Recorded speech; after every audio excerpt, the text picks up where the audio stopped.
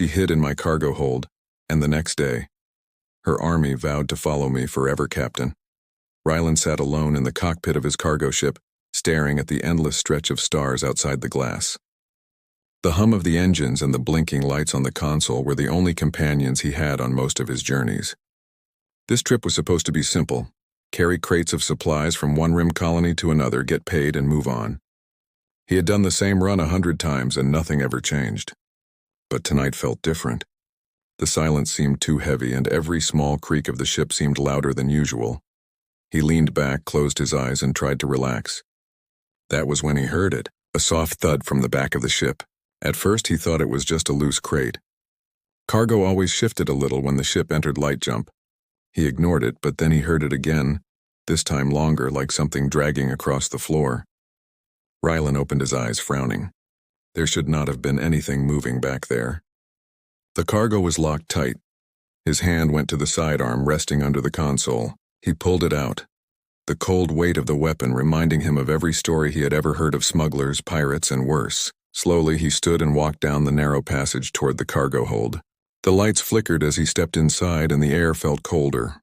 For a moment all he saw were the rows of crates stacked high, silent and unmoving. But then he heard it, a breath, not his. Someone else was in his ship. Ryland's heart pounded as he stepped deeper into the hold. His eyes scanned the shadows, the weapon steady in his hand. Then, between two stacks of supply crates, he saw movement. A figure crouched low, trying to stay hidden.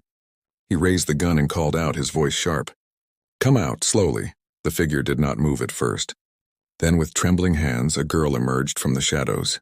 She was young, maybe barely 20 by human standards, though her features marked her as not human at all. Her skin carried a faint silver glow under the lights, and her large dark eyes shimmered with fear. She wore torn clothing, and dust clung to her hair. She looked weak, like she had not eaten in days. But there was something strong in the way she lifted her chin, even as she stared down the barrel of his weapon. "Please," she whispered, her voice soft but steady. "Do not send me back. They will kill me if you do." Ryland did not lower his weapon. His mind raced. A stowaway meant trouble. Trouble meant patrol ships, inspections, and questions he did not want to answer. If anyone found out he had smuggled an alien onto his ship, even by accident, his license would be gone and his life ruined. But looking at her, he saw no threat. She was small, exhausted, and shaking with cold. She looked more like someone running for her life than a criminal. He demanded her name, but she hesitated before answering.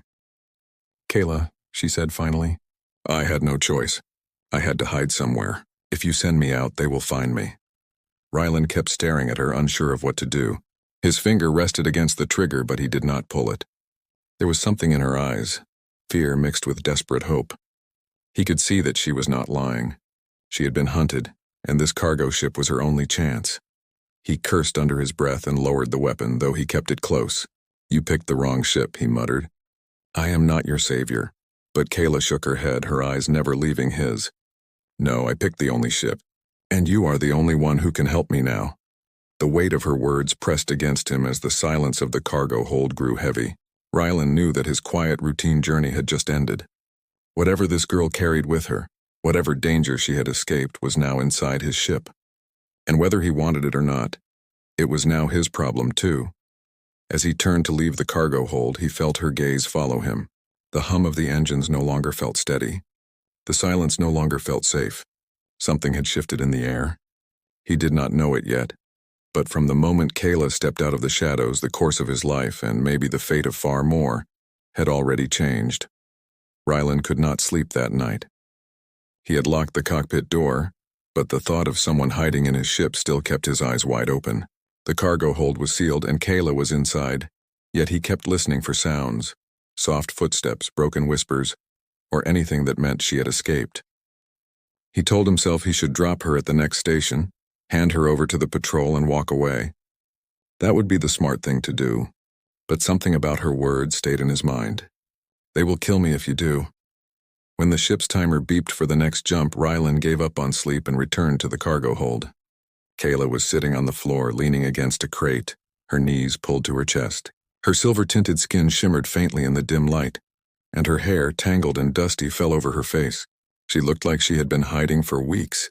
She lifted her head as he entered, and her eyes fixed on him, not afraid but watchful, as if measuring his every move. You should not be here, Rylan said flatly. If patrol ships scan me, they will see you. I could lose everything, I know, she whispered. Her voice cracked, but she did not look away. But if they catch me, it will be worse than death. Rylan frowned. Who are they? Kayla hesitated. Her hands tightened around her knees, her breathing shallow. Then slowly she began to speak. She told him about her people, the Veyran Dominion, a race that stretched across sectors of the galaxy. They were powerful, ruthless, and feared. Her father was a commander, one of the Dominion's strongest military leaders. Kayla had been raised to obey, to follow orders without question. But something had changed. She had seen what her people did to others. Worlds burned, species enslaved, children taken from their families. She could not bear it anymore. I refused to follow, she said, her eyes sharp even as her voice trembled. I said no when they told me to give the command. And for that I became their enemy. Rylan's brow furrowed. He could not believe what he was hearing. So your own people hunt you now? She nodded. Not just hunt. They want me erased. They fear what I know, and they fear that others will follow me if I live. Her words hit him like a blow. She was not just a runaway. She was a fugitive from one of the most dangerous forces in the galaxy. By hiding her, Rylan had already made himself a target. His gut twisted as he realized the truth. If patrols found out, they would not only take Kayla but destroy him too. Yet, even as his anger rose, he found himself staring at her eyes. They were dark, but in them he saw something he did not expect. Hope. A fragile spark that had survived despite the fear chasing her. You should have chosen another ship, he muttered. No, she said firmly. I chose yours for a reason. Rylan blinked. A reason? Kayla leaned forward, her voice low but steady. Because humans fight differently. I have seen it. Your people fight not for power but for each other. You risk yourselves for strangers. That is something the Dominion does not understand. Her words unsettled him. He had spent his life believing humans were just survivors, scraping by in the cracks of greater empires. Yet this girl, hunted by her own army, looked at him as though he carried something greater than all of them. Before he could answer, the ship's alarm blared. Red lights flashed across the cargo hold. Rylan rushed to the cockpit, Kayla following close behind. The scanner showed 3 ships on their tail. Sleek, fast, and armed. Dominion hunters, they found me. Kayla whispered, her face pale. Rylan's jaw tightened. He had a choice. Hand her over, save himself, and continue his life as a quiet cargo runner. Or keep her, fight back, and risk everything. The comm screen lit up and a cold voice filled the cockpit. Unidentified freighter, you are carrying a fugitive of the Dominion. Power down your engines and prepare for boarding. Refusal will result in destruction. Kayla turned to him, her eyes wide, her hands shaking. Please, she said, her voice breaking. Do not give me to them. You do not understand. If I go back, it is not just my life they take. They will use me as an example. No one will ever stand against them again. Rylan's hands hovered over the controls. His pulse raced. The hunters closed in, their weapons locking onto his small freighter. He looked at Kayla, scared, fragile, yet burning with defiance, and something inside him shifted. He tightened his grip on the controls, his voice calm but firm. Hold on. The engines roared as he threw the ship into a hard dive, lasers flashing past the hull. Kayla grabbed the chair, her breath catching. For the first time since she had stepped onto his ship, she realized this human was not going to hand her over. The chase had begun, and nothing would ever be the same again.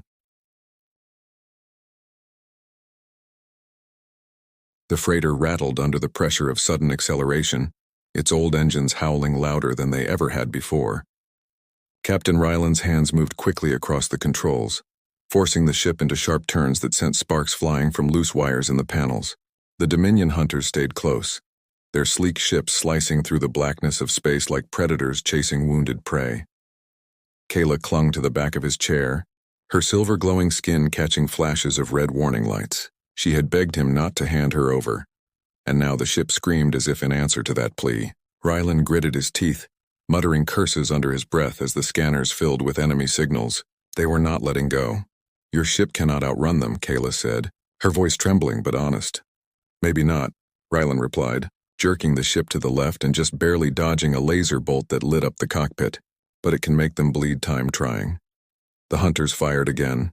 twin beams slicing past and shaking the freighter as explosions erupted on nearby asteroids. Rylan swerved into the debris field, his ship weaving dangerously close to spinning rocks. Kayla gasped, clutching tighter, but he did not slow down. He knew the only chance they had was to use the environment, to hide where bigger ships could not follow. For a moment, silence filled the cockpit, broken only by the groans of the hull straining against impossible turns. Rylan risked a glance at her. She was pale, her eyes locked on the scanner, but she did not scream. Instead, she whispered something in her own tongue, words soft and steady like a prayer. It was not a plea for herself. It sounded like a plea for him. A sharp alarm pulled his eyes back to the controls. One of the hunters had broken ahead, circling to cut them off. Rylan slammed a hand on the thrusters and pulled hard.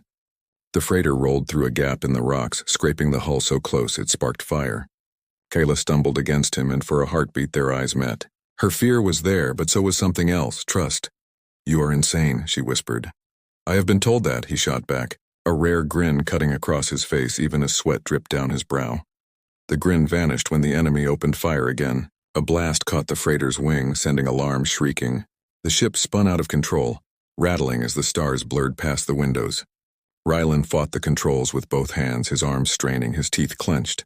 Kayla crawled forward, grabbing the console as the ship steadied.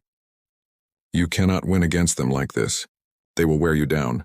And what do you suggest?" She pulled a small device from her torn clothing, something hidden close to her body all this time. It was no bigger than a palm, shaped like a crystal with lines of light running through it.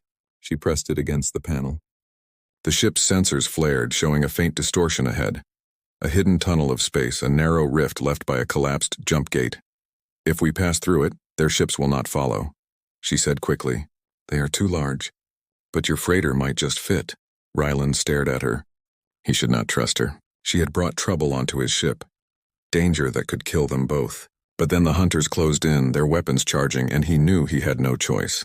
He slammed the thrusters forward. "Hold on to something. If we die, I am blaming you." The freighter shot into the rift. The ship shook violently, metal groaning as if it would tear apart. Lights flickered, and the glass filled with streaks of warped stars. Kyla's hand gripped his arm tightly, her nails digging into his skin, but she did not let go. Behind them, the hunters tried to follow. Two attempted the passage, but the rift's gravity crushed them, tearing their sleek ships into pieces that scattered into the void. The last hunter broke off, unwilling to risk the same fate. The scanner cleared. Silence fell once more, this time heavier than before. Rylan slumped back in his chair, his breath ragged. "You nearly got me killed." Kayla's hand slipped from his arm, but she did not back away. Her voice was steady. "No, I kept you alive, and now you see why they want me gone. I know things they do not want anyone to know. Paths, secrets, truths that can free others from their chains." Her eyes burned as she leaned closer. "You think I am just one runaway, but I am not. I carry something that could change everything. And I chose you because you are human, because your people fight when others run." Rylan stared at her, still catching his breath, still furious at what he had been dragged into. But the fire in her eyes made him pause. She was not just speaking of survival. She was speaking of rebellion. For the first time, he felt the full weight of what had entered his ship. This was not just a girl hiding from her family. This was a spark waiting to ignite, and if he stayed near her, he knew he would be dragged into the fire. The freighter drifted in the quiet void, engines cooling from the violent chase. Rylan leaned back in the pilot's chair, exhaustion pressing down on him. His hands were still tight on the controls, knuckles pale from gripping too hard. Every muscle in his body ached as if the fight had left its weight inside him. For a long time he did not speak. Neither did Kayla. The silence in the cockpit was thick, broken only by the faint hum of failing systems and the distant crackle of sparks from damaged wiring. Finally, Rylan let out a sharp breath. "You are going to get me killed." His voice was flat, but the anger beneath it trembled like a storm. He turned to her, his eyes narrowed. "Do you understand what just happened? 3 Dominion hunters came after me after you. If they had not been destroyed in that rift, we would be dead. I should throw you out the next time I hit port. That is what I should do." Kayla's face did not flinch at his words. Instead, she looked at him with quiet strength, her dark eyes reflecting the glow of the cockpit lights. "You did not give me up," she said softly. "Even when you could have. That means more than you admit. Rylan slammed a hand on the console. It means I am a fool. She did not argue. Instead, she reached into the folds of her worn clothing and pulled out a small device.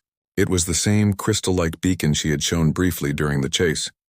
Now she held it out in both hands as if offering him something sacred. Light shimmered faintly along its edges and it pulsed with a quiet rhythm, almost like a heartbeat. What is that? He asked, suspicion heavy in his voice. Kayla took a steady breath. This is why I am hunted. Not just because I disobeyed them, but because of what I carry. This beacon can send a signal across the stars, not to my enemies, but to those who still believe in me. There are soldiers, entire crews who are waiting and hiding. They swore loyalty to me when I stood against my father's orders. If I activate this, they will come. But I feared using it. If I called too early, it could be intercepted. If I trusted the wrong one, they would all be slaughtered. Her hands tightened around the beacon. I waited because I needed someone who would not betray me. Someone who would see me not as a tool, but as a person. That is why I chose your ship. Rylan stared at her, his jaw tense. Her words pressed against the wall he had built inside himself. He wanted to laugh, to tell her she was wrong. He was not a hero. He was a cargo runner who barely scraped enough to keep flying. He had no army, no cause, no reason to stand against a galactic power. Yet this girl looked at him as though he were more than he believed himself to be.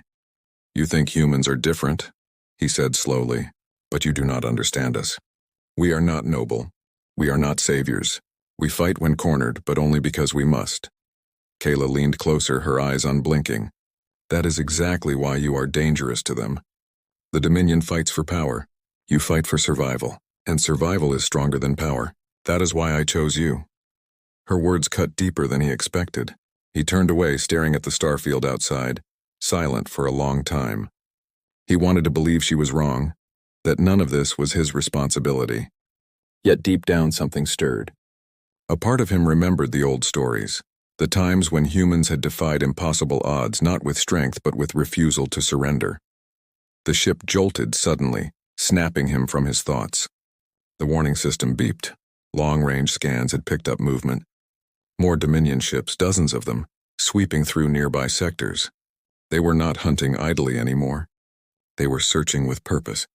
Rylan's throat tightened. If Kayla was right, if she was who she said she was, then the Dominion would burn half the sector to find her. He turned back to her. If I let you use that beacon, what happens next? Kayla's grip on the crystal tightened. Then they come. Not all of them, not at once, but enough to fight. Enough to stand.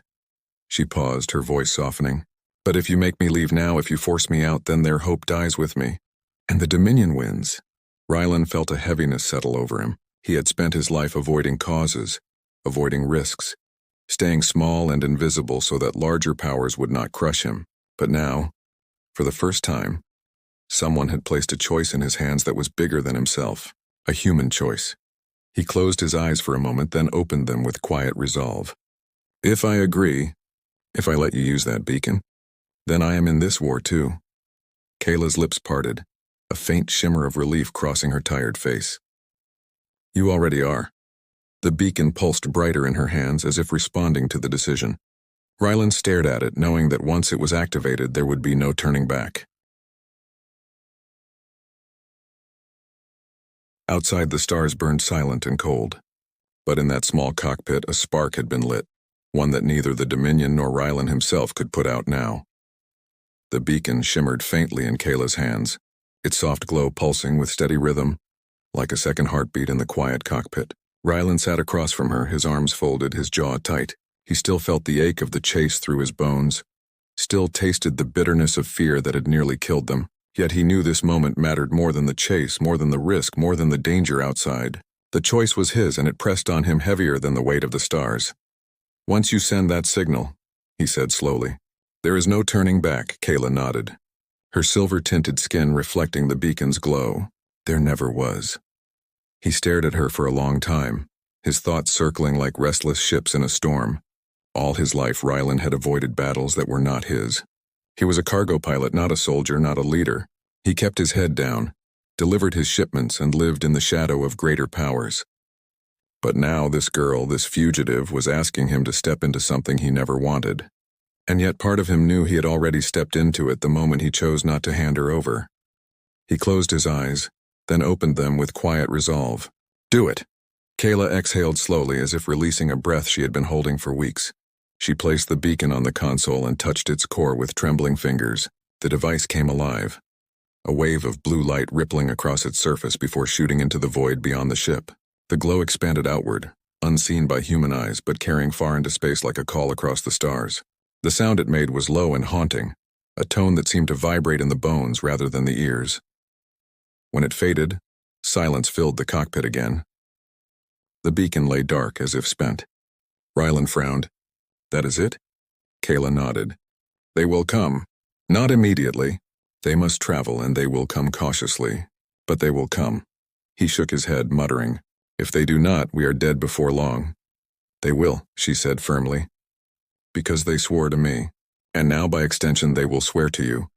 Rylan scoffed, but the unease in his chest grew. I did not ask for anyone to swear to me. Her eyes locked with his. That is exactly why they will. The next hours passed in tense silence. Rylan patched systems, ran diagnostics, and kept the ship hidden in the shadow of a barren moon. Kayla sat quietly near the cockpit window, watching the stars as though listening for a reply. Rylan stole glances at her now and then. For someone hunted by the most powerful army in the sector, she looked calm, almost at peace. It unnerved him. By the time the ship's chronometer ticked into the next cycle, Rylan had nearly convinced himself nothing would happen. He stood, stretching stiff muscles when the long-range sensors blared. Dozens of signals appeared on the screen, ships emerging from jump space one after another, forming a loose formation above the barren moon. His blood ran cold. Dominion?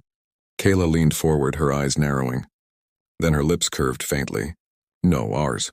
The scanner lit with incoming identifications. They were not Dominion hunters. They were older vessels, worn freighters and corvettes refitted for war. Some looked patched together, scarred from battles long past, yet they flew in disciplined order, each one transmitting a signal that matched the beacon's call. Rylan rushed to the viewport. Outside, the moon's horizon lit up with engines as the fleet descended in waves. Dust swirled across the barren surface as ship after ship landed around his small freighter. The ground trembled with their weight. The ramp hissed open on the lead vessel, and armored figures emerged, their forms tall and imposing under the glow of alien suns. At first, Rylan tensed, expecting weapons raised, expecting betrayal. But then the figures dropped to one knee, their heads bowed. Dozens followed, row after row, until the barren moon was filled with soldiers kneeling in the dust. Kayla stepped forward, her voice carrying with a strength that seemed to fill the air. You have answered the call. The soldiers raised their heads. One of them, a commander with deep scars across his face, spoke. We swore to you, Lady Kayla. We swore to follow you even when the Dominion named you traitor. His eyes flicked to Rylan, sharp and measuring. And if this human has protected you, if he has stood against the Dominion for you, then he is no longer just a pilot. He is one of us. Rylan froze. What? The commander bowed lower. From this day your fight is ours. Your enemy is our enemy. And you, human, whether you wish it or not, are now the one we follow. The words hit Rylan harder than any laser blast. He looked around, seeing alien soldiers, battle-worn ships, and Kayla standing beside him with a faint, knowing smile. His throat felt dry, his mind spinning. He had been a cargo runner yesterday, nameless and unimportant. But now, an entire army knelt before him, vowing loyalty he never asked for. Loyalty that could change the balance of the galaxy. Kayla's voice was quiet but firm as she turned to him. I told you. Humans fight for each other, and now they will fight for you. Rylan stared at the kneeling army, the dust rising around them, the weight of their vow pressing on him like gravity itself. He wanted to run, to deny it, to say he was not who they thought. But deep down, something inside him stirred. A spark, and in that moment he knew there was no going back.